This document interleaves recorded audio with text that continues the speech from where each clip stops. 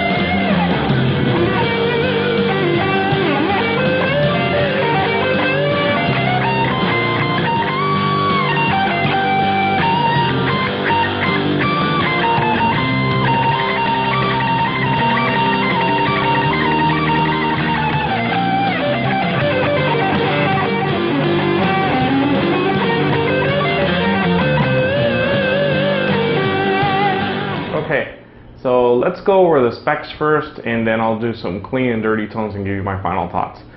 So what this is, this Ibanez AS73, it's basically Ibanez's take on the ES335 semi-hollow type of electric guitar, and it has some similarities to it. You'll see that it is 22 frets, it has 2 humbucker pickups, 2 F-holes, just like an ES335. The shape is a little similar, the width of the body is a little similar, and overall just a few little things are comparable. Now obviously this is a budget-friendly guitar, so it's not going to have over-the-top woods or hardware or electronics or anything like that. But I think this is one of the best guitars that you can get in this style for that money, and this is $399 new. And the specs on it are maple top, maple sides, maple back, and it is all laminate, much like acoustic guitars. You're not going to have solid woods on it for wood like maple, for example, because it's just going to be too expensive, so it's not going to be cost friendly. And then it has some nice touches. You might have seen an older version of this that did not have the block inlays, did not have the black picker, so those things have been updated. Most of the rest of the specs are the same, but the entire guitar is fully bound, and by bound I mean that it has binding all across the body. Actually the body is double bound, so it's on the top and the bottom. The neck is entirely bound. The headstock on it is bound, so even the F-holes have binding on them. So the entire thing is bound. You get 2 volume, 2 tone pots, 3-way position switch, a Gibson style 2 pneumatic bridge, 2 humbucker pickups, 22, I want to say medium, maybe medium jumbo. I would say these are medium frets, 22 medium frets, rosewood fretboard, Grover style tuners, but they're not Grover, they're just Ibanez tuners, and a plastic nut, and Ibanez's cool little truss rod cover thingy. And I think I got all my bases covered. So these are made in Indonesia, and Indonesia, if you didn't know about it already, it's kind of like the new Korea. So it's the place to make good instruments for a little money. And I personally really dig this. This is a tobacco brown finish. I think it looks great.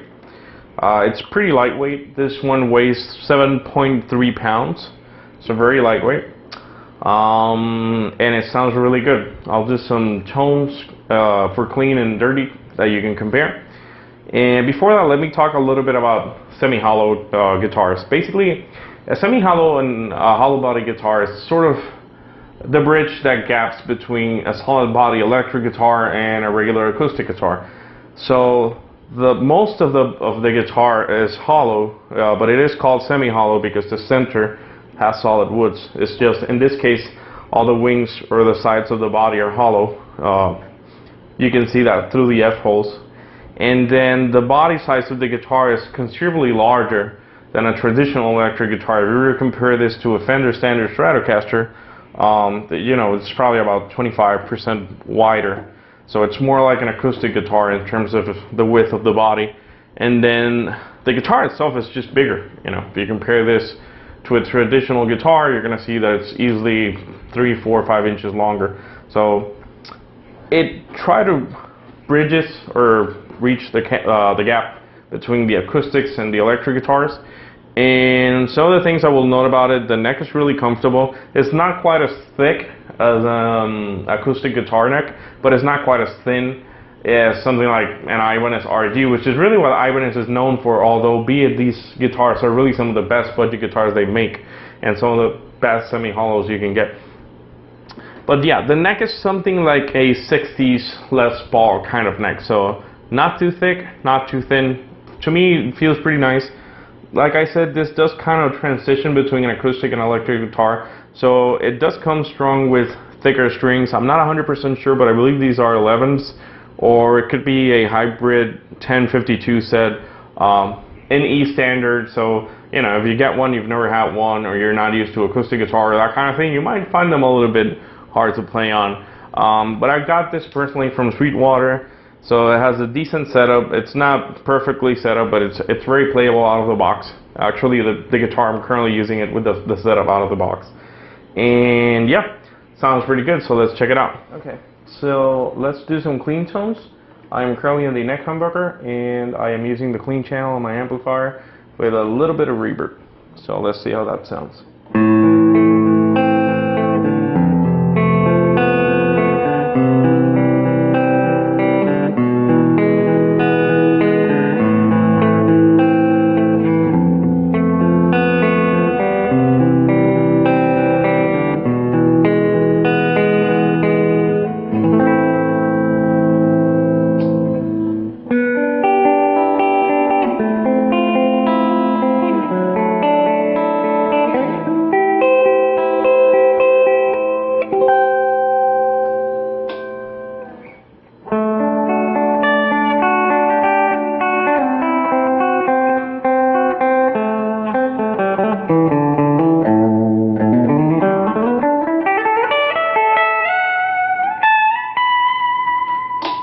Let's kick off the reverb.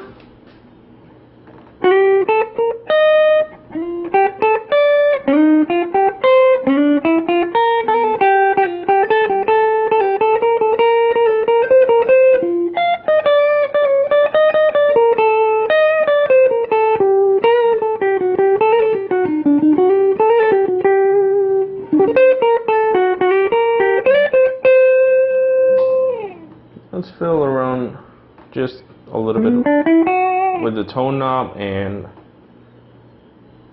the volume knob.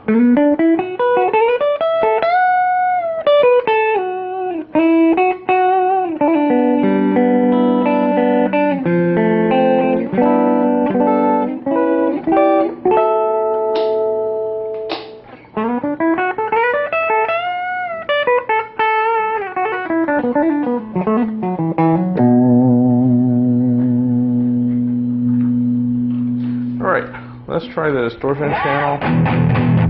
A little bit too much gain, so let me dial that down a little bit.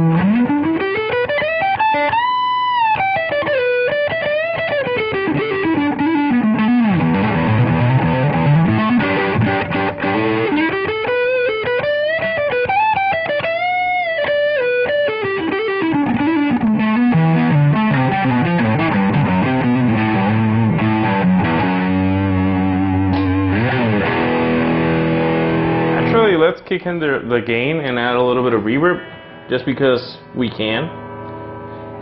We'll just play metal.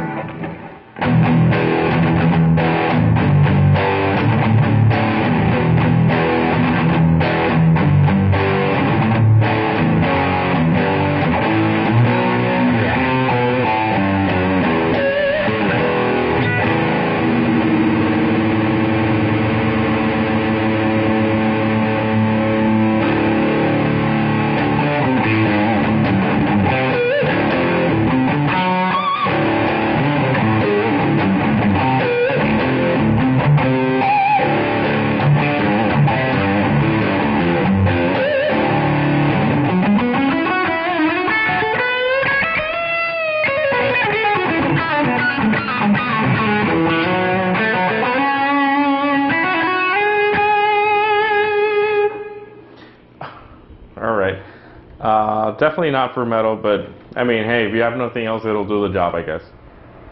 Okay guys, so ultimate thoughts or final thoughts on this instrument. There's a lot of affordable semi-hollow or ES335 style guitars out there. There's the Harley Bentons, there is the Grote semi-hollows, there's the Epiphone Dots, there's a lot of other semi-hollow guitars. But to me, under $500, this is probably my favorite of the bunch, and I am glad that I got this and went with this because it has the better combination of body and weight balance, neck feel, overall tone, and the overall quality of the stock components. Not to say that there's not things that could be upgraded here, there definitely are, but there's not that many. For example, the only one that I would suggest that you change right away is the nut on it, since it's plastic. Although it is cut properly, but it's not obviously gonna hold intonation or provide slippage for the strings as well as something like graphite or Tusk or other self-lubricating nuts out there that you can get for just like $10. That aside, I mean, the tuners, they're not like super high quality, but they do the job just fine. They hold gears very well. The bridge on it holds intonation perfectly well, so there's really no reason why you might want to change that. In my opinion, the pickups sound really good.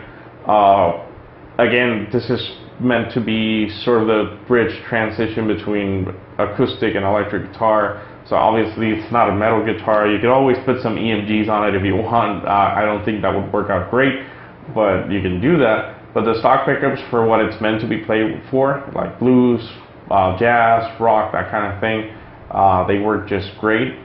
And again, it looks great, it feels great, it's got a good balance, there's no neck dive. I think it's a great instrument for either veteran musicians that want to spare for their blues or jazz or classic rock, that kind of thing, or even that they want to use it for their main instrument and just upgrade a few things on it. And it's also a great buy for guys like myself who are more into other genres like metal or hard rock, and they just want something kind of a little bit different to sort of try other musical palettes and get into that creativity, if you know what I'm saying. So yeah, that's it for the video. I've been Raph. Thank you for watching, and if you like it, leave me a comment, like, or subscribe so that I can keep doing this for you guys. And also let me know what other kind of reviews or ideas for videos you'd like to see me do, and I'll see you guys in the next video. Take care.